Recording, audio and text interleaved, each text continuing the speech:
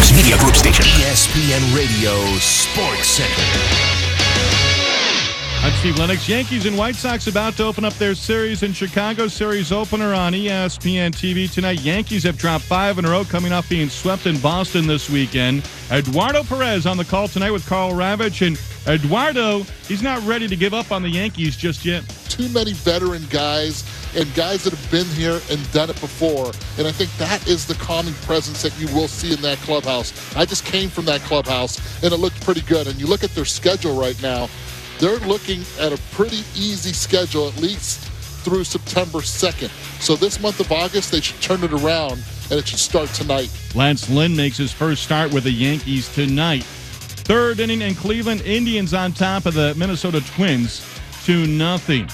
Mike Trout will miss his 5th straight game with a sore right wrist tonight. Trout had a cortisone injection today and is listed as day-to-day. NASCAR chairman and CEO Brian Francis taking a leave of absence after his arrest Sunday night on charges of aggravated driving while intoxicated and misdemeanor possession of a controlled substance. ESPN's Adam Schefter reports Aaron Donald will not report to Rams practice Tuesday. Tomorrow is the deadline for players to report in order to receive credit for an accrued season. Patriots released Malcolm Mitchell today, and the Falcons agreed to a 3-year extension with safety Ricardo Allen. Also today, Arizona Cardinals announcing that center A.Q. Shipley will miss the entire season after tearing his ACL in practice on Saturday.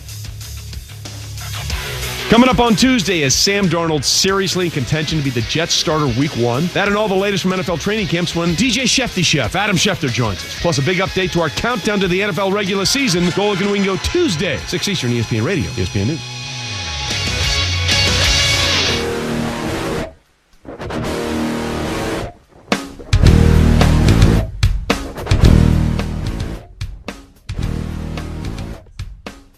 Hello and welcome to the Kevin Sutton Show on ESPN 580 Orlando, where we bring the action and, of course, we bring the nonsense. We're on Monday through Friday, 8 to 9 p.m. And, of course, we're on 24/7 at KevinSuttonShow.com. I'm Dr. Phil. I'll be holding it down while Kevin and Myra are out saving the world together.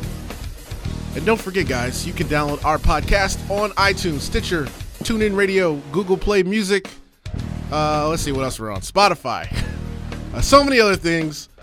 Just type in Kevin Sutton Show. Make sure that you leave a rating, a review, and definitely don't forget to subscribe. We love it when you leave us 5 stars, baby. That's right. But today, in the studio, besides me, the man I have to my left, this guy doesn't have a shadow. Sneaky Football. What's up, man? Definitely have a shadow. You have a shadow? Yeah. I don't think so. Peter Pan would be jealous. How you doing? Good, man. How you doing? Good. Hey, I was listening to your show. Okay. Monday Night Good Nick decision. Company. It's Great decision. Great show. And I was listening to your story about the dog. Oh, yeah. They ate my hat. Have you had any new, any extra comments about what to name her?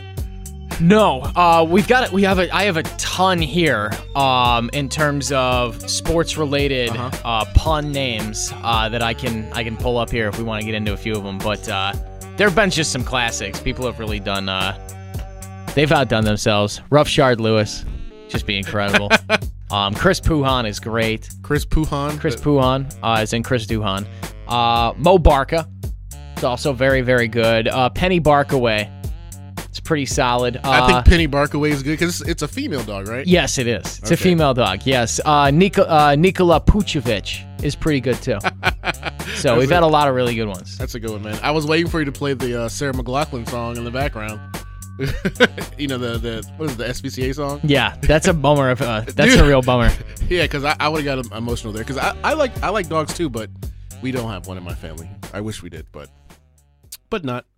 But it's Monday, guys. Hopefully you guys all had a great weekend as we did. But today in the studio as well, you guys have heard these familiar voices. They are our great lawyers, Crews and Pesquera. I have Mike and Bryan here right now. Hello, guys. What's up? Hoka hey. Hoka hey. Oh, yeah. It's getting to be football season, man. You don't just forget came about from those. Don't forget about those Blue Darters, baby. You just came from practice. Oh, believe that, man. Yeah, Bryan, how are you doing? I'm doing great. Good to see you guys. It's really good. We have some new questions that we're going to ask you guys. Not right this second, but I wanted to give you guys a good introduction because it's Monday. A lot of people are just listening in, and a lot of stuff probably has happened on the weekend. Just like I was just telling you, I saw an accident earlier today. and so we will get into that in just a moment. But first segment, I want to do break it down. Nick, you also were talking about this too. You beat me to it. But the Hall of Fame. Yeah. For NFL. And Friday show, if you guys have listened to our show on Friday, we discussed whether or not should players off the field, should we judge players what they do off the field, right? And we did get a lot of feedback on our Facebook, and resounding yes. Now, with the NFL Hall of Fame, we had the issue with Terrell Owens not going, and now the Hall of Fame pretty much wants them to sign an agreement saying, hey, if you want to be in the Hall of Fame, then you better sign this piece of paper and you better come. Right. Don't pull a TO. Right. And so should we really judge them on what they do off the field, or is it a conditional thing, Nick? Is it a conditional thing where we have to we have to gauge what they do off the field, whether or not if they deserve to be in the Hall of Fame? Well, I think that the question that you ask when you say, should we judge players for off-the-field stuff, I think that you need to be a little more specific. Should the Hall of Fame judge players for yes, off-the-field that's what I mean. stuff? Yes. When I look for fans, sure, you want to judge T.O. for being a jerk kind of on the field or off the field, and he doesn't want to do – that's perfectly fine. When you're talking about a Hall of Fame, though, the Hall of Fame for any sport, it's a museum. It's a museum of excellence. It's a museum of greatness for the sport. Nothing that happens off the field should play into what the decision is on the field. And now what's happened is you have these Hall of Fame voters that are using the Hall of Fame, enshrinement into one of the greatest award for that sport. Any sport you talk about being enshrined into the Hall of Fame, except basketball, because everyone gets in. They're holding that over guys' heads now. And by putting this together, this whole, well, hey, sign that you're going to show up, they're sending a message to all players, play ball with us or we're not going to give you what you deserve. Terrell Owens played, 12, 13 years in the NFL. He did his time in terms of earning that right. Were their feelings hurt? Yeah, I think so. A ton of hurt feelings. Yeah, I mean, like, T.O.'s feelings was hurt that he wasn't a first ballot Hall of Famer. I get that. Yeah. Now, he shouldn't have skipped it because he wasn't a first ballot Hall of Famer. Where did he do it at again? Where was it? UT Chattanooga, which is where he went to college. Okay. Yeah. Okay. That's right. Okay. So, well, is it a conditional thing, though? Because, let's just say O.J. Simpson. I know...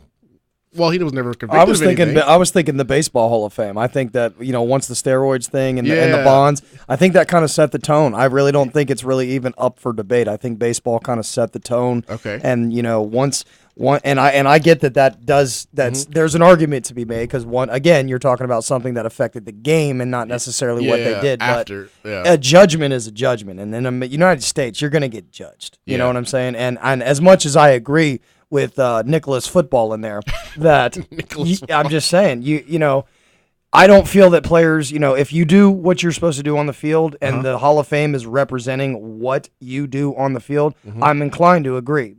You know what I'm saying? But I think that once baseball kind of said, Pete Rose, you're not getting in, Barry Bonds, you're not getting in, Mark McGwire, I think it just kind of laid the precedent. And I don't even think that I feel like Hall of Fame, like in the voting process, I feel like they're kind of handcuffed now. So I mean, that's just So you think they're going to end up changing their policy eventually? You're talking about baseball. So yeah, you're talking about I baseball. mean, I'm thinking major sports altogether. Okay. But I'm saying, once they set that precedent, it was kind of hard to go against it. And now we're going to get since football's more mainstream in America and more popular, and it brings in more money and revenue and the kids, and there's this. It's like well, how do where does the line come between that and the kids that grow up idolizing John Carlos Stanton in other countries? You know what I'm saying? Like, do I think players need to be held to a standard? Sure, absolutely. When it comes to when they're on the field, but if we're talking about somebody's past play on the field, and that's what we're measuring it on, like I said, I'm inclined to agree. I think it's a difficult thing though, given what baseball. Brian, how you feel about that? Do you think whatever they do off the field, off the court, should be brought into play if they're and could be inducted into the Hall of Fame? Well, I think the Hall of Fame sets the standard, and you're supposed to be like the greatest to be in the Hall of Fame. So I look at it as being both on the field and off the field. That's just the way I look at it.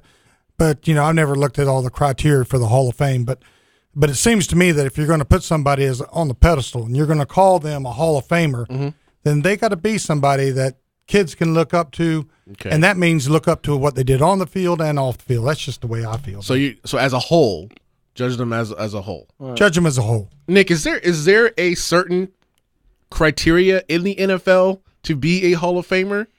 I'm sure there's something in their bylines in terms of exuding the character and all that other stuff that's written in there, all that mumbo jumbo. Now, I agree with these guys. If you're a convicted criminal, then we should probably look at it differently. When I'm talking about off the field stuff, I mean, if Terrell Owens doesn't want to give a dude an interview, he shouldn't feel compelled to give an interview to a media member because that guy votes for the Hall of Fame and he's thinking 5 years down the road, 7 years down the road, when that guy can determine whether or not he gets a gold jacket or not. That's what the Hall of Fame's trying to do here. These guys are trying to I think these guys are trying to put together a system where they feel like they have more control and more importance than they really do. Their job is to determine, was this guy a Hall of Famer or not? Not, hey, was this guy a Hall of Famer? And also, did he like me? Because that's really what's going on here. Right. That's kind of what we're doing. Right. Well, 2 words for you guys. Chris Benoit. Oh. This guy, I mean, we're talking about wrestling here, so pretty much they can decide whoever they want to put in the Hall of Fame. But if you're just thinking about what he did in the ring, one of the greatest of all time. All time, top 6. But I know, Nick, you know what happened with that, who Right. Chris Benoit is. This happened in 2007. He was a professional wrestler. He, committed a very heinous act against his family and himself. Right. So, and he will never be in the Hall of Fame. No. So, They don't even mention him. yeah, he doesn't exist anymore.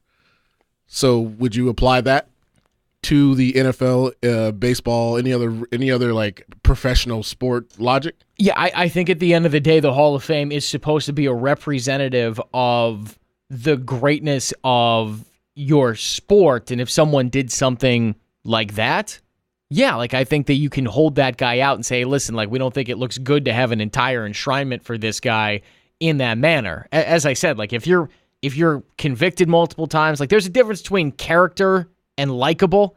If you don't have the character that I think exudes what the sport is about, then we can have that conversation. But if a guy's simply just not likable because he doesn't get along with the media, that's kind of the thing. Like Terrell Owens is a third ballot Hall of Famer. Took him 3 years to get in because he didn't want to give interviews to guys and because he was a jerk to the media and because he threw some of his teammates under the bus. He was never convicted of anything. He was never arrested. He never ran afoul of the law. I don't think in terms of TO, those things. I mean, heck, Ray Lewis was enshrined on Saturday. Ray Lewis got into more trouble with the law than Terrell Owens did. So his bust looks like the guy he reportedly snuffed. Did you see it? I've seen it. It doesn't look anything like him. No, it doesn't at all. Not like Ray Lewis. It looks like the guy. I wanted when Ray Lewis Too soon? when Ray Lewis took the cloth off that thing. I just wish he would have said, "Who the hell is that?" That would have been the best thing. Hit that and Randy Moss rubbing the cornrows of his bust. That was awesome too. Well, guys, we do have to go to commercial break, but coming up, we have the entire 33-minute speech that Ray Lewis. Just kidding. Just Oh, kidding. God, I no. listened to that when I was doing work. We predicted this was going to happen, but guys, keep it locked here. You're listening to the Kevin Sutton Show on ESPN 580 Orlando.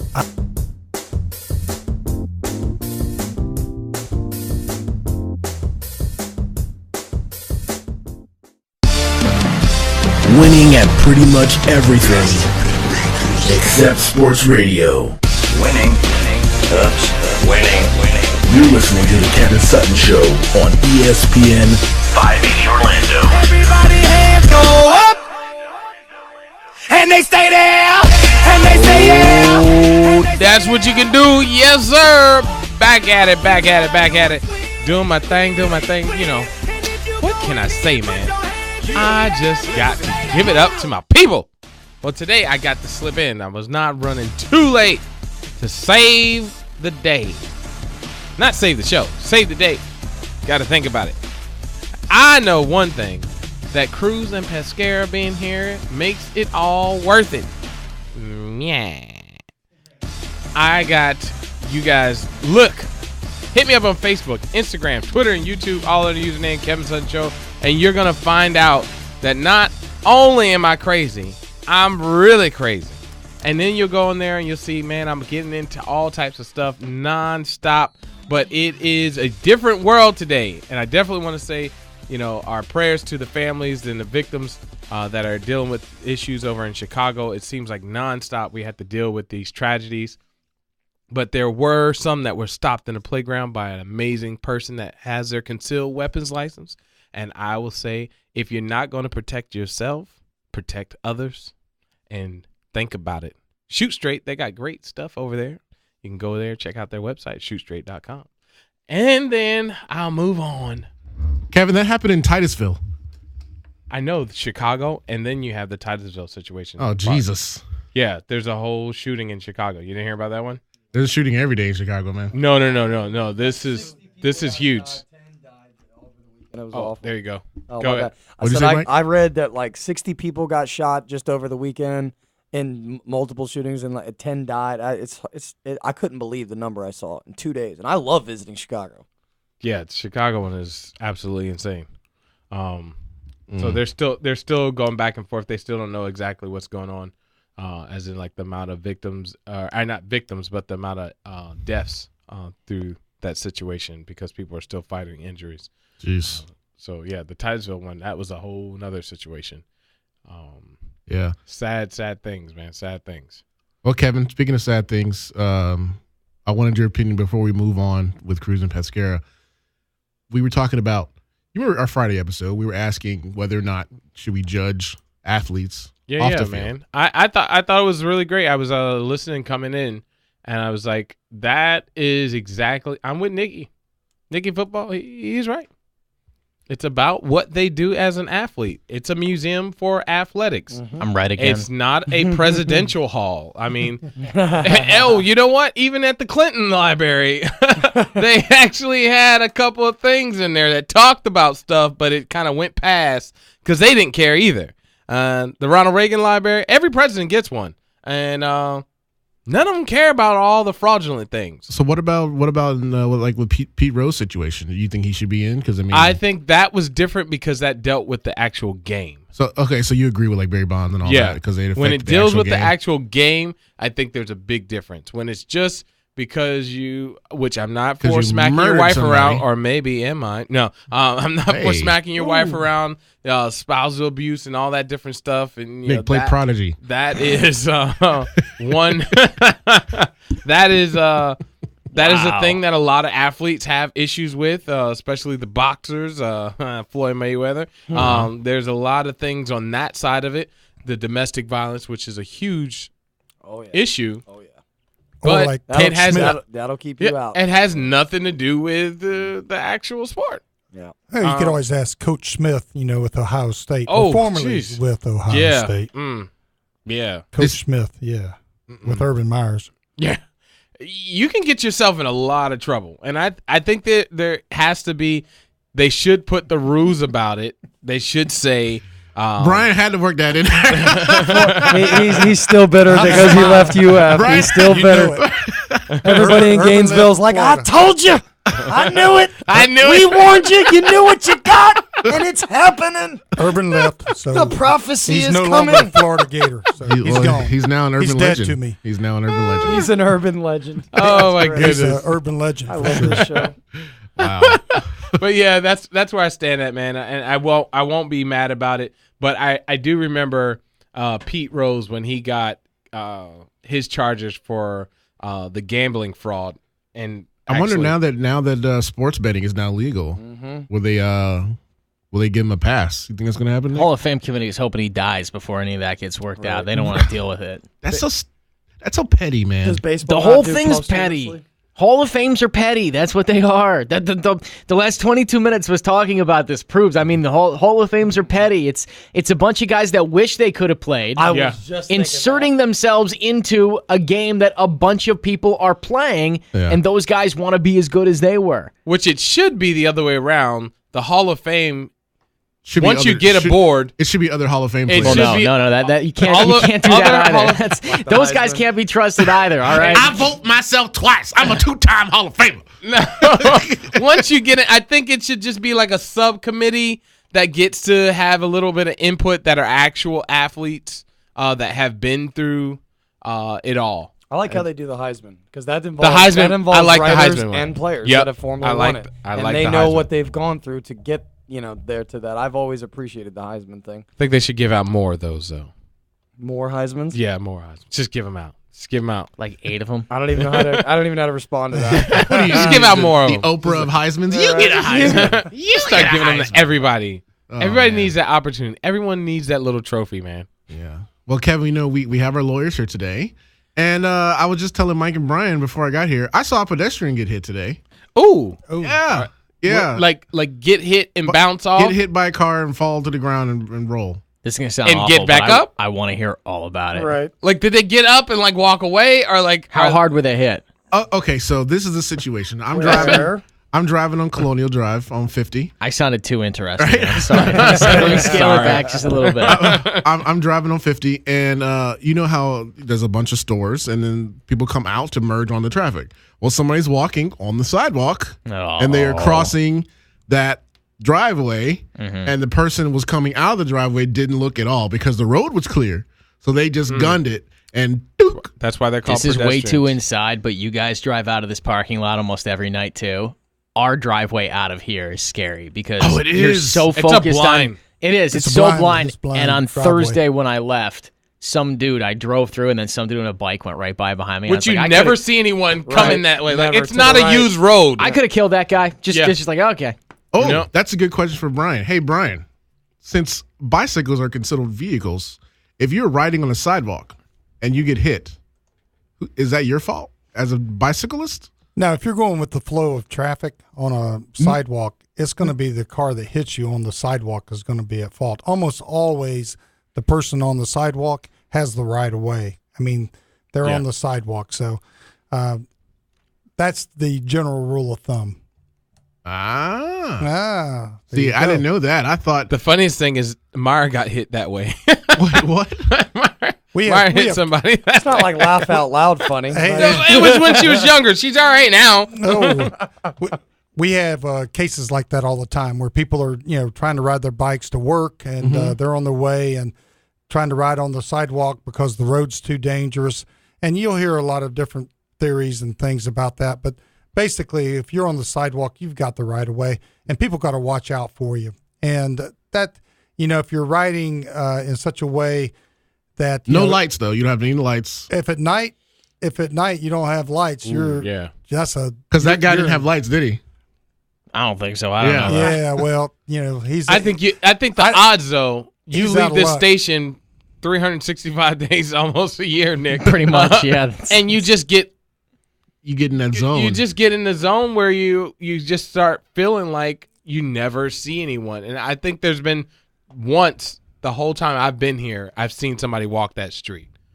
And I think that's all the accidents, even like the ones that you see around where they say people get in accidents more around their home. It's because you're used to pulling out your driveway. No one lives in that back cul-de-sac, and all of a sudden somebody's coming out of there, and bam! Yep. We got more questions for Crews and Pesquera when we get back. I got a question because it almost happened to me Thursday. Okay. Oh my goodness, man! I'm trying to stay safe, but I want one of those big old checks. Stay tuned. Kevin Sutton Show. All action all the time on ESPN 580 Orlando.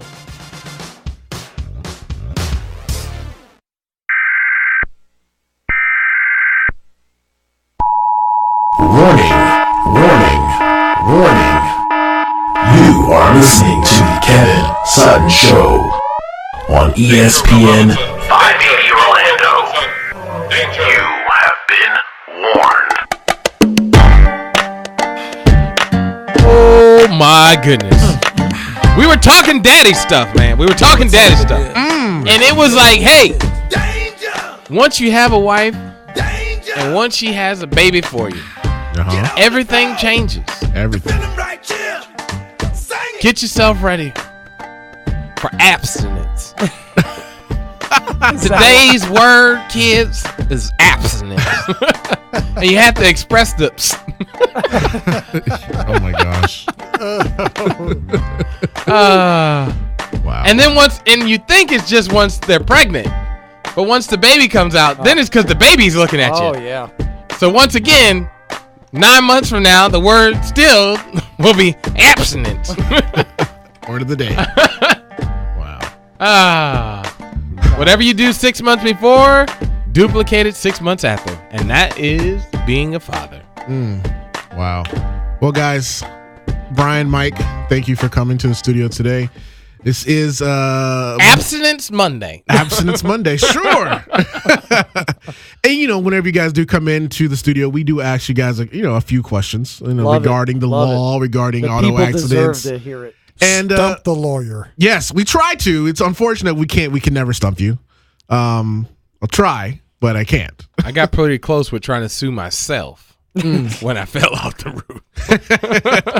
But I do have a question for you too. We actually brought this up before you guys were in the studio.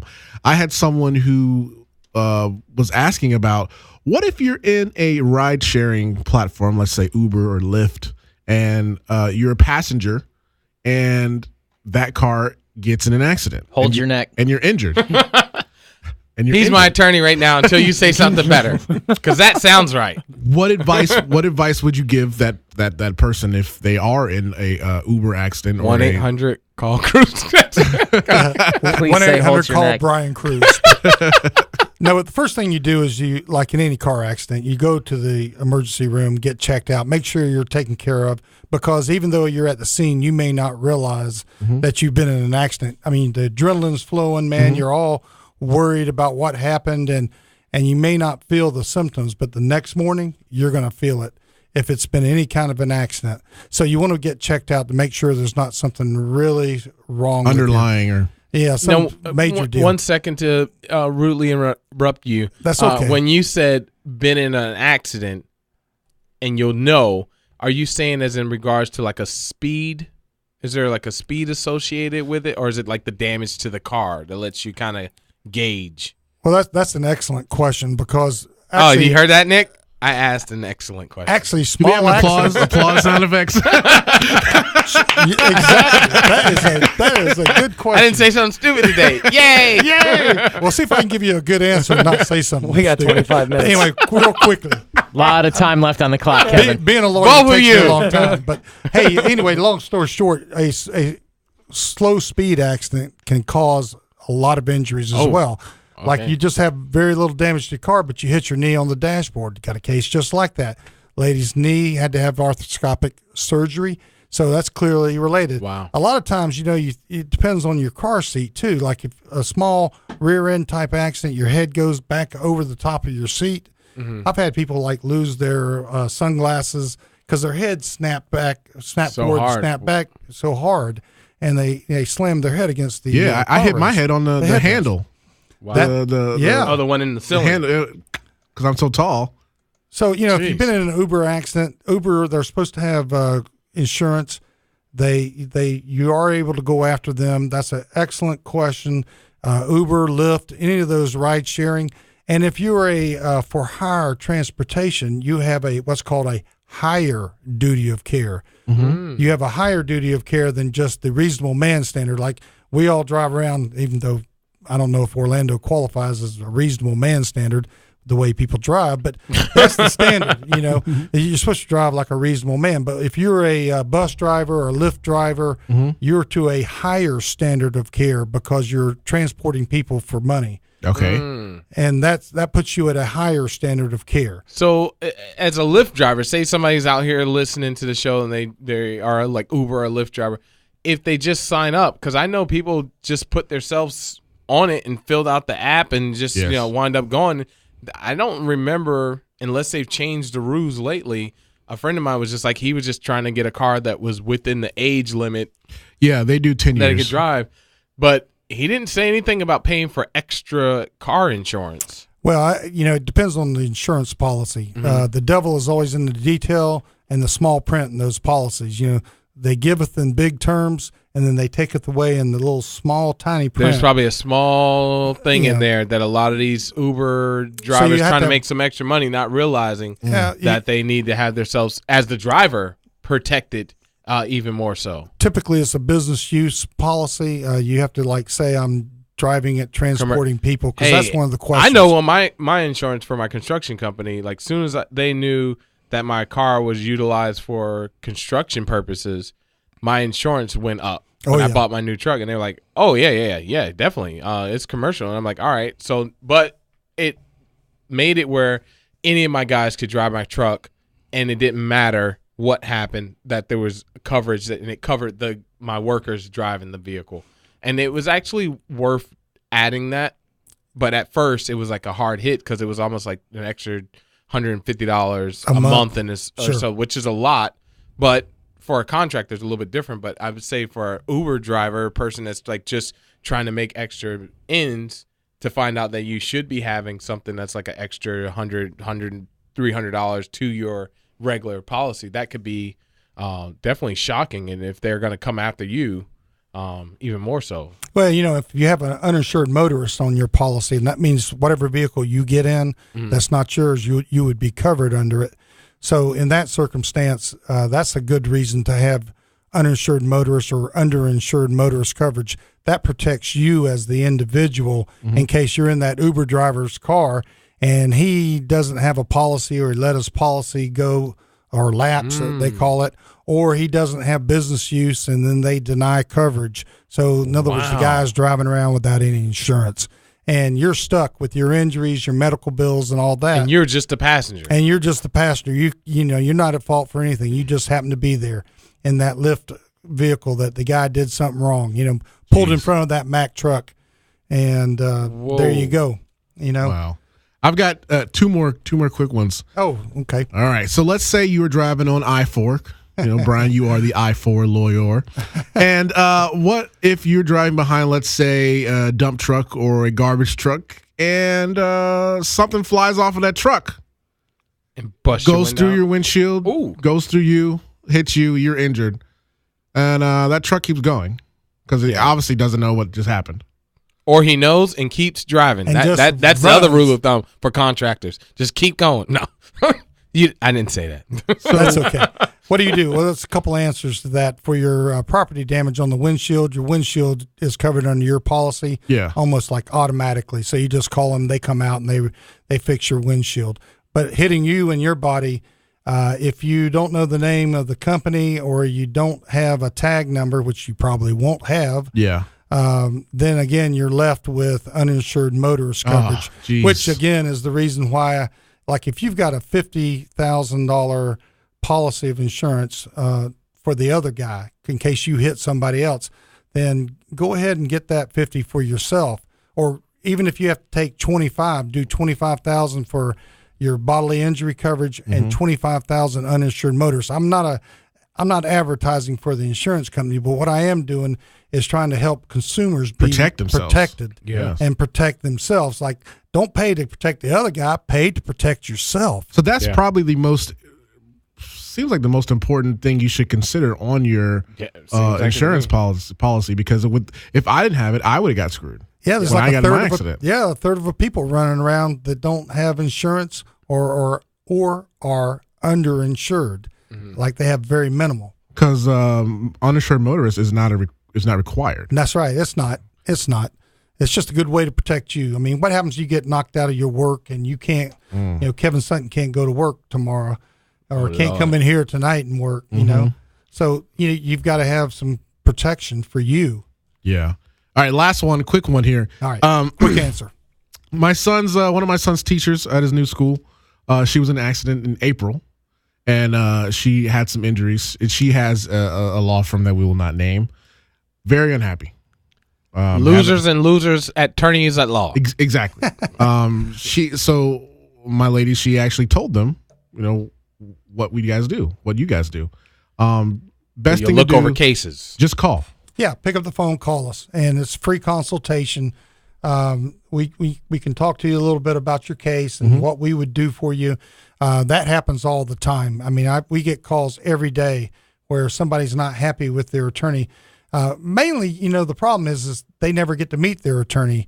And that's one thing we pride ourselves in, is if you are going to have us as your attorney, come in and meet me. Yes. I mean, at first, we'll sign you up and everything with, with a paralegal or somebody like that. But if you want to meet your attorney, come in, man. You're going to get a chance to meet your attorney, sit down, talk to him, face to face, you know the man or the woman that's going to represent you. So anytime you're not happy with an attorney, you can go get a second opinion from anybody. Good.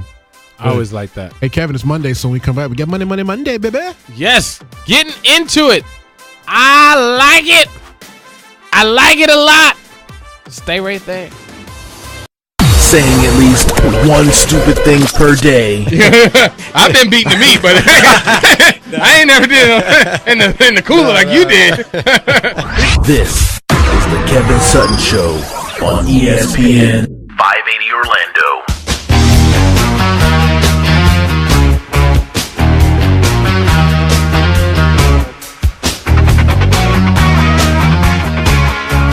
All right.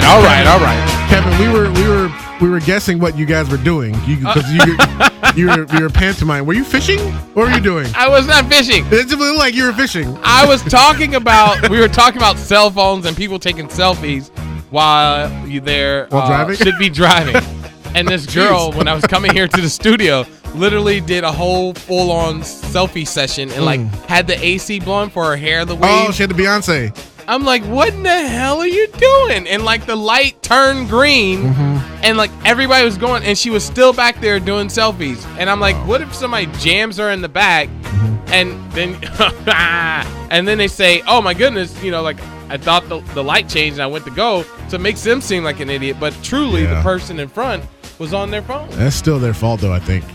Yeah. That's what the I4 guy was saying. Well, speaking of turning green, Kevin. It's money. I love the money.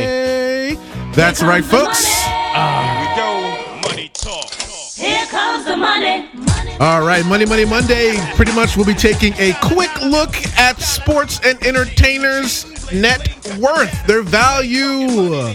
And today's version of Money Monday, a few of them, their net worths have changed a bit. So you guys ready to do this?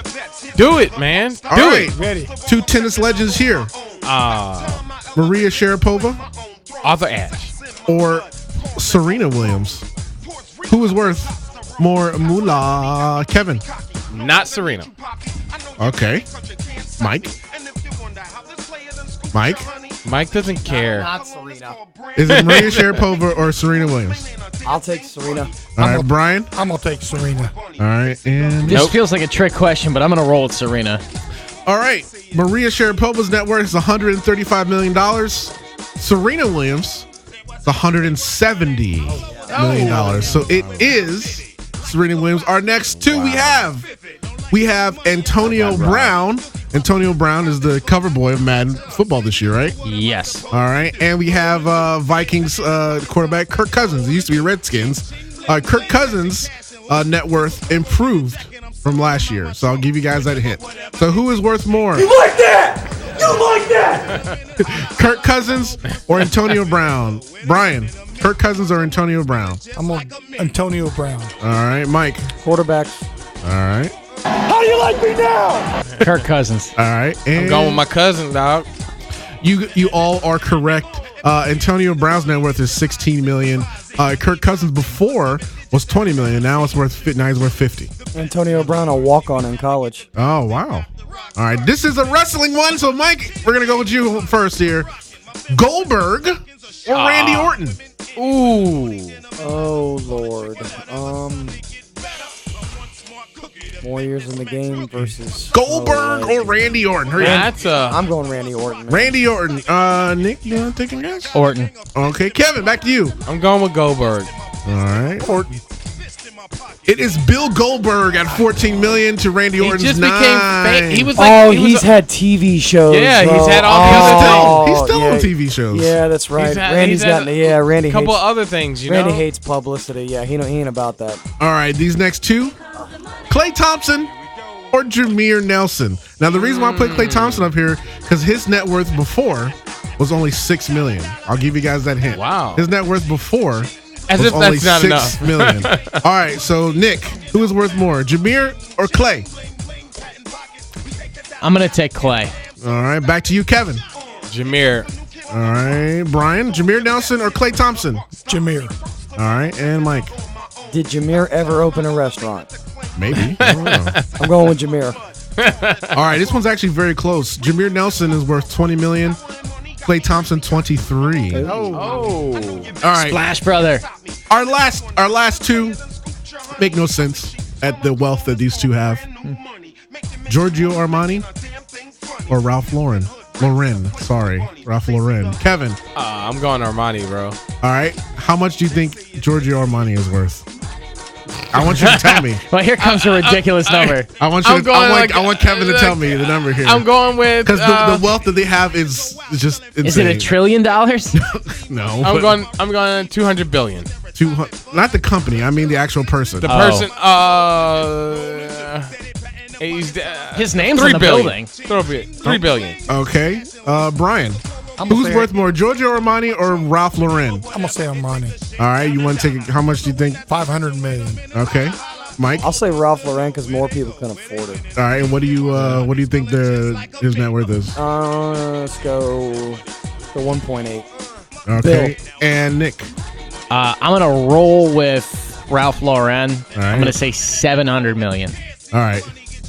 What does that say, Nick? What does that say? That's how you know that's a lie. Okay. Who is worth more? Who's worth more? So Giorgio Armani is worth more. $9.6 billion. Oh! Ralph Lauren, $8.2 billion. Oh my! Wow. $8.2 billion? Yes. That's not bad. No, is that crazy compared to like Bill Gates? I don't know how much this guy's even worth. You know, like Bill Gates, they said like one of the. What does Bill Gates have? Let's ask Google. Yeah, figure that out. I got it. How much is Bill Gates worth? Armani, $8 billion. Jeez. $88.3 billion. Yeah, that's substantially more. Yeah, substantially more. So that's Money 10 times Monday, more. guys. You guys see the hashtag on our website. Hashtag Money Monday. So did we figure Bill Gates has more? I'm sorry. I was 88, he's 10 times. Oh, okay. Good 10 grief. times. Yeah, but Jeff Bezos is worth more. Oh, and then lastly for Money Monday, Apple just now exceeded $1 trillion of their worth. Yeah. First company to ever. Bezos is worth $150 billion. Yep. Man, These guys have all the money. Apple's the first company to make $1 trillion. $1 trillion. $1 trillion worth. Yep. There's nothing else better than Apple? Like You would think like Texaco or like Disney? BP or not BP, but I think Bezos just like woke up one morning and was like, I'm going to just end world hunger. he could. He probably just could. I do Amazon's remember gonna there was a ship for thing free. where Bill Gates could give $100 to everybody in the United States of America. My favorite joke was that Bezos said, Alexa, buy something from Whole Foods. And she said, buying Whole Foods. I like that one. And that's how Amazon bought Whole Foods. And they did. They closed on it. Before we get out of here, I want to thank Bryan and Mike for coming in. Crews and Pesquera. Always, man. Love That's you guys. 407-841-0200 if you guys are in a car accident, slip and fall, product liability, or if you just have a question or just want to see how they're doing, give them a call. They're always there for you. Do that. Hit us up on Facebook, Instagram, Twitter, and YouTube, all under the username Kevin Sutton Show to stay in the action. And if you don't know by now, you ain't ever gonna know. Peace.